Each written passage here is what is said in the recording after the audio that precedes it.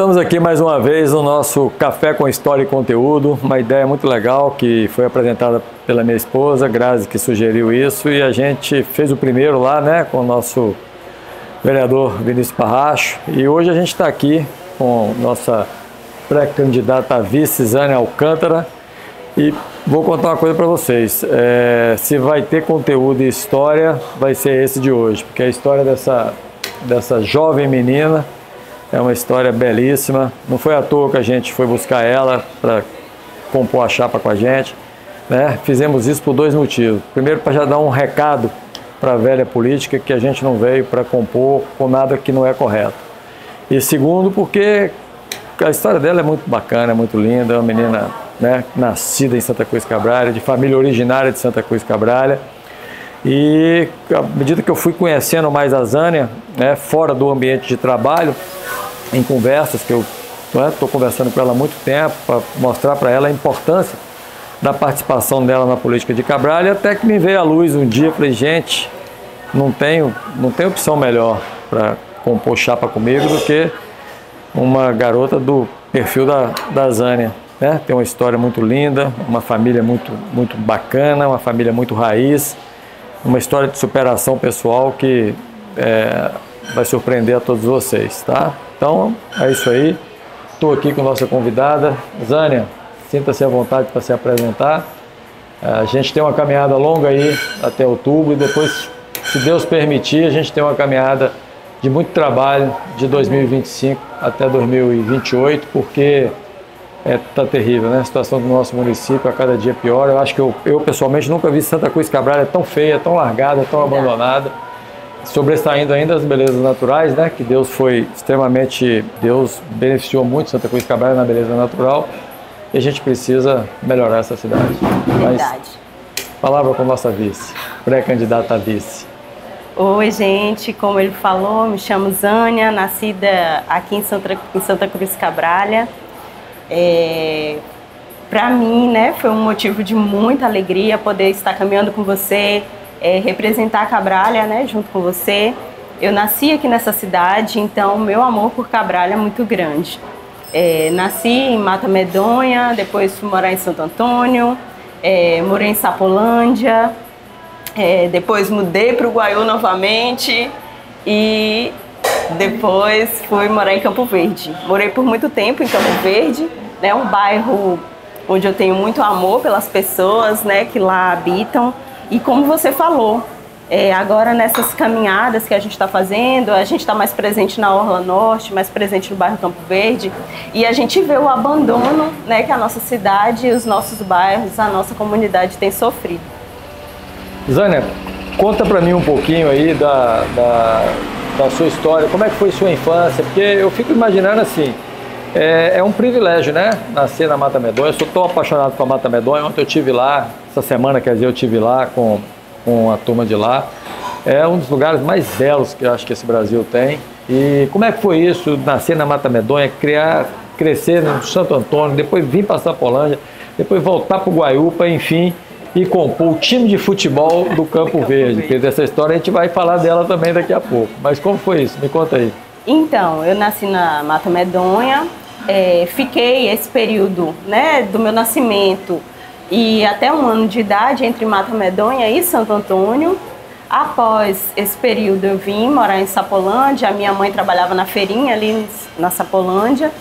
E depois disso iniciei, né, a minha idade escolar em Guaiú, estudei na escola do Guaiú e depois a gente foi para Campo Verde, onde eu estudei, fui para lá, eu estava no 4º ano, então tinha uma escola em Campo Verde, onde a gente apelidava até pelo nome do professor, porque era um professor só para todas as turmas, era do 1º ao 4º ano, só existiam 2 salas de aula, então 1º e 2º ano em uma sala, 3º e 4º ano em outra sala, e eu fazia parte dessa sala do 4º ano.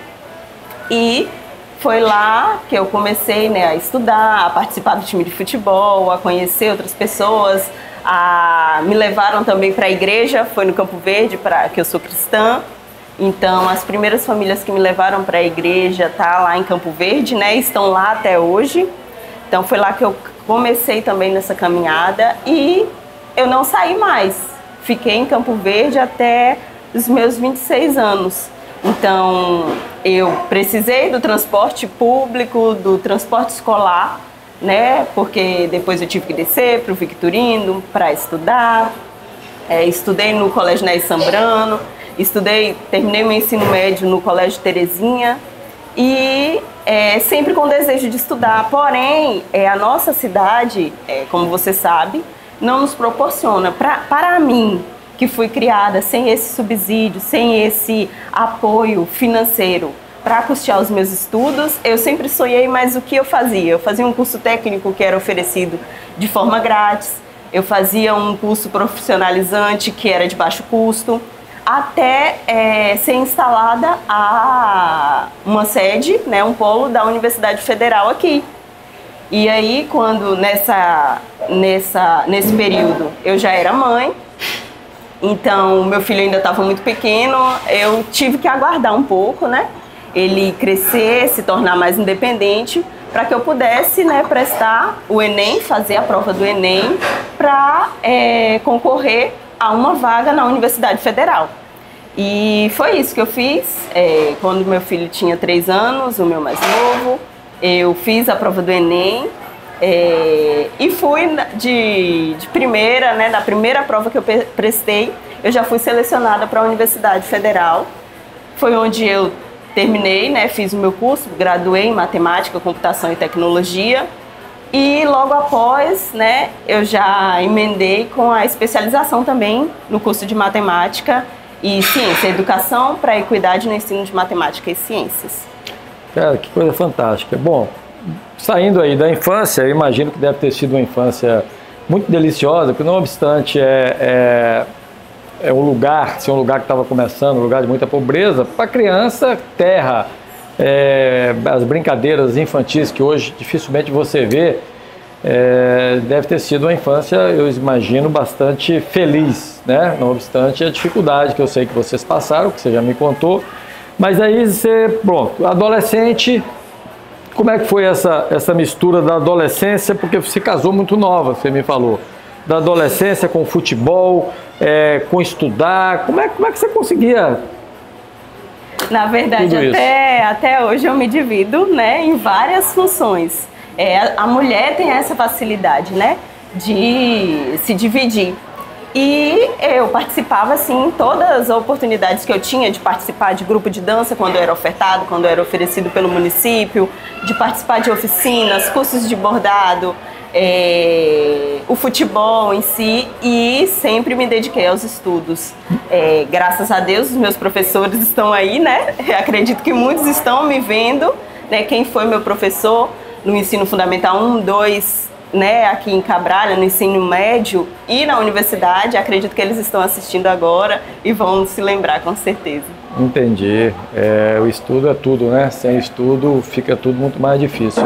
Hoje a gente não consegue propiciar, né, essas coisas para grande parte das nossas crianças. Mas, bom, aí você acabou sendo mãe muito nova. Com quantos anos você teve o primeiro filho? Meu primeiro filho eu tive aos 18 anos, certo, né? Como você falou, infelizmente não existe uma rede de acolhimento ativo para as nossas adolescentes em Cabralha, e é isso também que a gente vem conversar. E realmente eu me casei muito jovem por conta de todos os processos familiares, de todas as dificuldades. Não era um desejo do meu coração, claro, não é um desejo de muitas adolescentes, mas a vida, né, e as dificuldades fazem com que a gente chegue, né, a se relacionar muito cedo. A falta de oportunidades também, né, de inserir essas adolescentes e essas jovens num projeto maior educacional, num projeto maior de qualificação profissional, né? A rede de acolhimento também deve estar muito mais presente na vida das mulheres, das meninas e das jovens, né, do nosso município. E eu tive, né, essa fase e eu me envolvi muito cedo e me relacionei e logo me casei. Então, passei por esse processo, né, e sempre busquei, a partir daí, depois que eu fui mãe, estudar, conciliar ser mãe os estudos e dar o melhor para os meus filhos também, proporcionar aos meus filhos, né, aquilo que eu não tive na forma de educação. Quando foi mãe, essa luta toda, o futebol ainda existia na sua vida ou você já tinha... Já não deu mais, né? O futebol, ele fez parte da minha vida até os 16 anos, porque parou, né? Tudo parou. No início, eu comecei aos 12 anos, né, jogar futebol, porque... Lateral esquerda, né? Lateral esquerda. Porque tinha isso, né? O município proporcionava isso naquela época. Então, assim, era bem organizado os nossos campeonatos, era bem organizado os times de futebol. E, assim, a gente era um grupo muito unido. Então, tinha subsídio. O município subsidiava, né, todos esses grupos, todos os times de futebol. Então, era fácil pra gente se manter. Se tivesse continuado, com certeza eu teria continuado a jogar futebol até hoje. Que massa, que legal. Bom, aí casou, teve filho. Você tem algumas pessoas que foram muito importantes na sua vida, né? Você me retratou isso e assim, que te ajudaram a dar lastro para poder você ser a pessoa exemplar que você é hoje, né? Como mãe, como profissional, né? como tudo isso que a gente conhece de você. Me conta um pouquinho dessa história, como é que foi a relação com a doutora Hernanda, com o pastor Otto. Aos 12 anos, né, de idade, eu estava passando por um processo, né, bem difícil. E foi aí que eu conheci a doutora Hernanda e o pastor Otto, que são, assim, pessoas exemplares, na verdade, são pessoas que me deram um norte para eu ser o que eu sou hoje.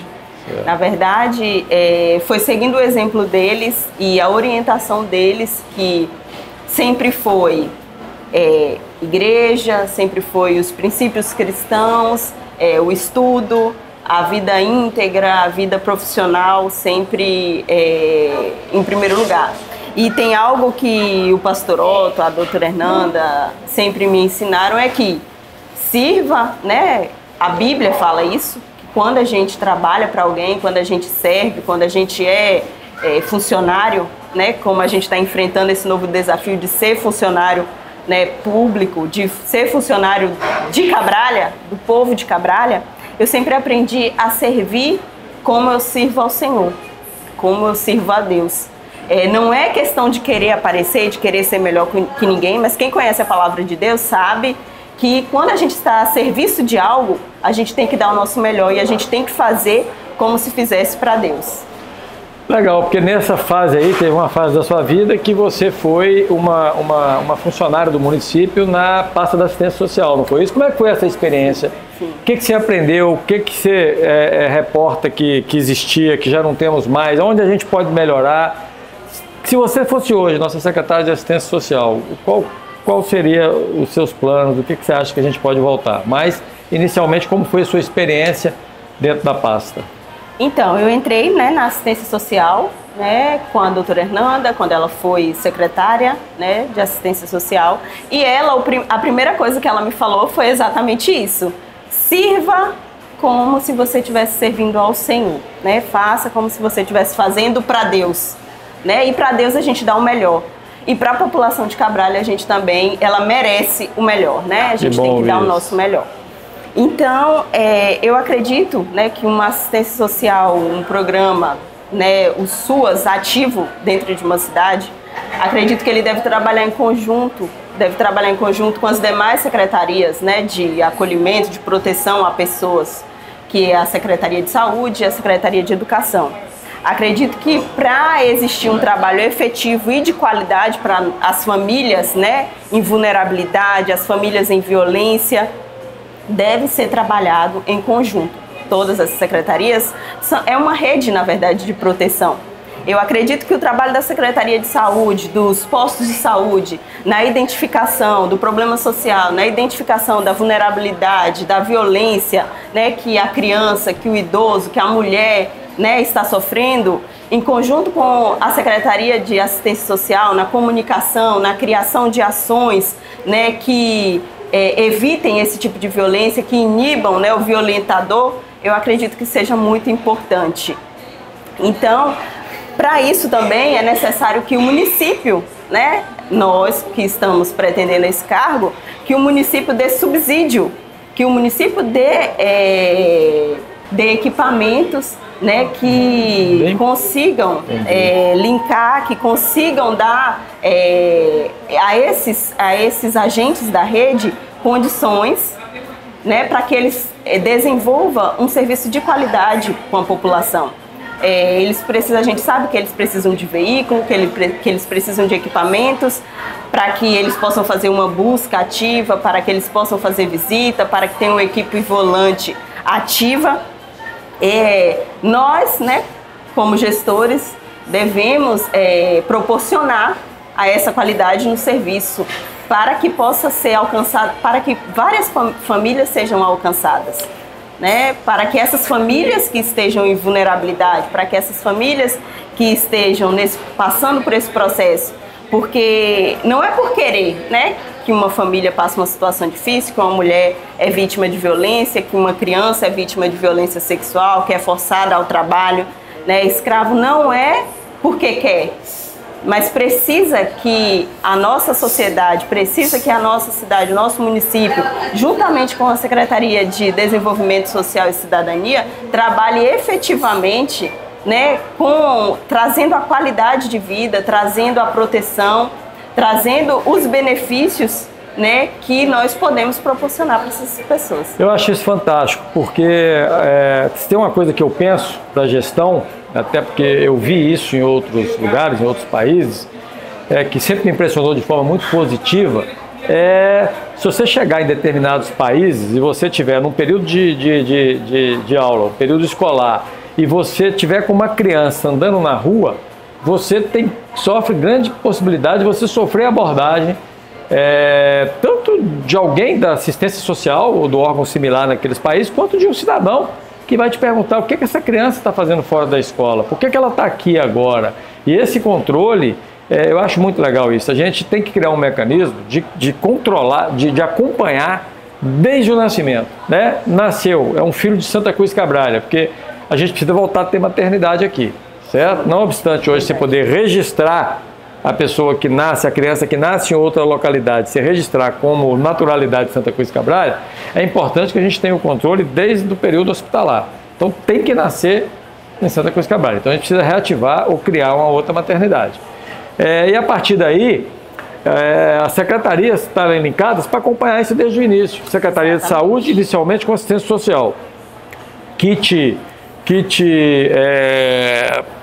enxoval, né? Sim, dá para aquela criança, né, todo o conforto, acompanhar e a casa dessa criança que vai nascer, certo? Ver qual é a condição que ela vai ter, dar um apoio naquele momento ali para a família, para a mãe, de repente são coisas simples que você precisa fazer naquela residência para que a criança nasça com mais conforto, certo? E a partir daí acompanhar as vacinas, assistência social, ir lá, ter um controle com a Secretaria de Saúde, nasceu a criança e o prazo da vacina, determinada vacina era ontem, a mãe não veio, vamos lá ver o que está acontecendo.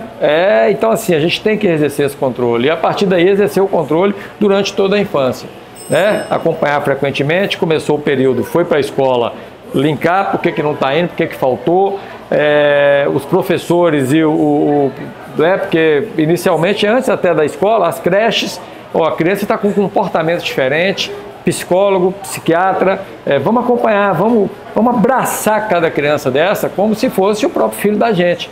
Essa é uma ideia, você sabe que a gente pensa assim há muitos anos, a gente já conversou muito sobre isso e vejo também que né, a sua vontade, mas a gente precisa com certeza evoluir para isso, porque essa é a única forma que a gente tem de minimizar um problema muito grave que a gente tem, que é a perda de jovens e adolescentes para o mundo do crime, que a gente precisa tentar minimizar esse assunto, né? Porque infelizmente hoje, depois de 18 anos desse desastre aí de governo, a gente tem o pior índice de educação e evidentemente não tem erro, o maior índice de criminalidade. A cada dia, as 5 primeiras cidades do mapa nacional da violência do Brasil estão no nosso estado. É extremamente triste isso aí, mas cada dia que passa, Zé, eu tenho que te confessar que eu tenho mais certeza da escolha que eu fiz, tá? Assim, eu já sabia das suas qualidades, mas cada dia que passa, quando eu vejo você aprofundar no seu conhecimento da assistência social, eu fico mais feliz ainda. E como, né, criança, eu sofri isso na pele, na verdade, né? Como criança, sem essa rede de proteção, sem esses cuidados, em vulnerabilidade, cresci numa comunidade, né, que todos conhecem. Então, como criança que cresci aí, com certeza a minha luta vai ser para proteger essas crianças. E é o que você acabou de falar. O acompanhamento é muito importante. Atualmente a gente tem dentro da assistência social a busca ativa, né? Que é muito importante. Não funciona, né, como deveria, né, com qualidade. A gente tem, mas, como diz o outro, tem, mas acabou, né? Existe o programa, mas não existe... Sim. E é muito importante, porque os agentes, eles podem ir até determinadas localidades, até determinadas comunidades, não só em busca de conhecimento do território, mas isso de encaminhar essas famílias que estão em vulnerabilidade para determinados serviços ofertados, tanto na saúde quanto na educação. É isso que você falou, identificar a criança que está fora da escola, que tem muitas em nosso município, que está em situação de trabalho, e direcionar para um serviço. As famílias que estão precisando, né, de participar, né, dos serviços de convivência e fortalecimento de vínculos, inserir essas crianças, essas famílias dentro desses programas é muito importante para que, como você falou, para que o índice de criminalidade do nosso município não cresça cada vez mais, é muito importante a gente prevenir ao invés de remediar, né? Eu confesso para você que eu só acredito na melhoria disso com a prevenção. Com certeza. Retirar, eu já tentei, você sabe disso, algumas crianças que eu ajudei a família a levar embora, para não morrer ou para não continuar. Então, retirar é muito mais difícil do que prevenir. Sim. Então, assim, acho que esse tem que ser o trabalho da assistência social, esse tem que ser o trabalho da gestão pública. Porque o meu lema de campanha passada foi o seguinte, Zânia, não sei se você vai recordar, governar é cuidar das pessoas. O principal foco da existência de um mecanismo chamado poder público é cuidar das pessoas. Então não tem sentido você pagar imposto, você arrecadar imposto que não é para cuidar das pessoas. Então, o primeiro olhar do poder público tem que ser sempre para o ser humano, certo? Então, assim, volto a te dizer, você cada dia me surpreende mais, e em tempos agora, né, que a gente está vendo aí, aquilo que a gente sempre falou, você vê que o nosso grupo, essas coisas que aconteceram aí nesse final de semana na nossa cidade, para nós não foi surpresa nenhuma, porque eu estou avisando há muito tempo.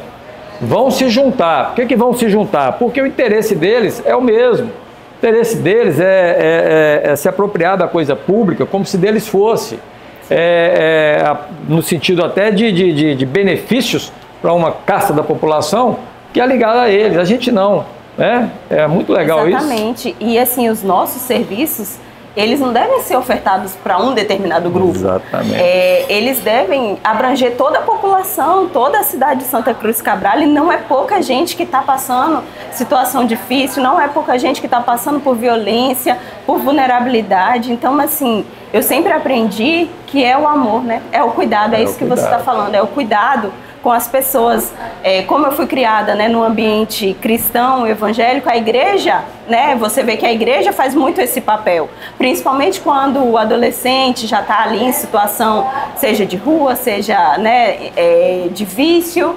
A igreja são as instituições que mais acolhem esses adolescentes e esses jovens. Então eu cresci com isso, com esse acolhimento, ajudando, né, aos meus pastores, ajudando aos meus líderes a cuidar dessas pessoas. São mães que são abandonadas depois que recebem um diagnóstico de filho, né, com autismo, né, elas são abandonadas na maioria das vezes por seus parceiros, e aí tem que entrar, né, a igreja que entra para consolo, para acolher essas mães. Então, isso faz parte da minha vida e é isso que eu amo fazer, né? Ajudar a acolher quando eu vejo uma criança ou uma mãe, né, que está em situação de desespero com o seu filho ou foi abandonada, né, por seu parceiro. Assim, eu me solidarizo com essas mães e tento o máximo que eu posso ajudá-las. É isso, assim, eu acompanhei bem uma parte, né, assim, o Projeto Ampare, quando a doutora Hernanda e o pastor Otto, e aquilo me impressionou muito, e assim, hoje existe uma polarização, e existe muita gente também que muitas vezes repudia as igrejas evangélicas. Eu tenho dito o seguinte, que querendo ou não, certo? São as igrejas, tanto a católica quanto as igrejas evangélicas, que têm feito o papel do Estado. Sim. Né? Porque as pessoas pagam para ter o acolhimento, né? A gente, eu digo para todo mundo, mas eu não pago imposto. Paga sim, você acordou, ligou a luz da sua casa, você está pagando imposto. Abriu a torneira para escovar os dentes, você está pagando imposto. Então, a população paga por isso sim. E como o Estado não exerce a sua função da forma que deveria, o que tem sido ainda um alento e uma salvação são as igrejas. E isso é indiscutível. Então, eu acompanhei muito o trabalho da doutora Hernanda e pastor Otto. Foi uma coisa que me impressionou muito, a dedicação deles ao ser humano. E a gente precisa trazer esse princípio para dentro do poder, para dentro do Estado, para dentro do município. Quem tem que cuidar das pessoas é o poder público. Sim, e assim, a gente viu ali, né, a prova viva de que crianças, né, foram impedidas, né, a gente preveniu de crianças entrarem no mundo do crime. Hoje tem crianças daquelas que se tornaram adultos, que trabalham, que já constituíram suas famílias. Então é muito gratificante para a gente ver que aquele trabalho que a gente começou por amor ali dentro da igreja expandiu, cresceu, e várias crianças ali tiveram uma história mudada, né? Tiveram destinos diferentes. Então, assim, para a gente é muito gratificante, a gente se sente muito feliz com esse resultado. É isso aí. Bom, meus amigos, a gente está aqui encerrando mais um Café com História e Conteúdo. Não preciso dizer nada, né? Que amor de pessoa que é a Zânia, uma menina que eu conheço há muitos anos, conheci dentro da assistência social, porque quando tinha que levar os processos de aluguel social, ela levava, quem dava o parecer era eu. E o que eu digo para vocês é o seguinte: esse é o nosso time, né? Vocês estão vendo o que está acontecendo, eleição aproximando, as forças da velha política se juntando, e com a gente não tem acerto com essas coisas. Quer vir com a gente? Venha de forma espontânea, venha agregar, venha trazer coisas que vão trazer para a nossa população uma melhoria e um conforto. Se for para conchavo, e é o que eu digo, não é